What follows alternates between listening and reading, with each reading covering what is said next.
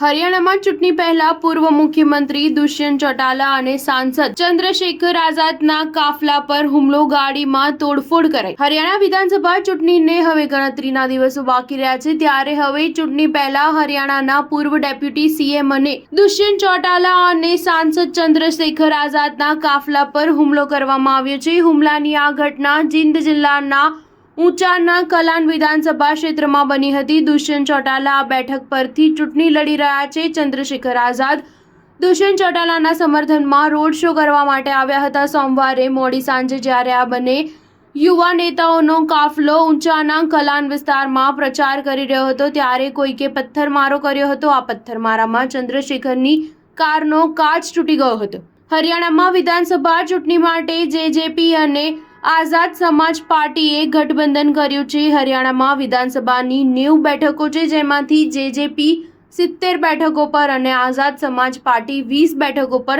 ચૂંટણી લડી રહી છે। દુષ્યંત ચૌટાલા અને ચંદ્રશેખરના કાફલા પર હુમલાના સમાચાર મળતા જ તેમના સમર્થકો ઘટના સ્થળ પર પહોંચી ગયા હતા અને હંગામો કર્યો હતો।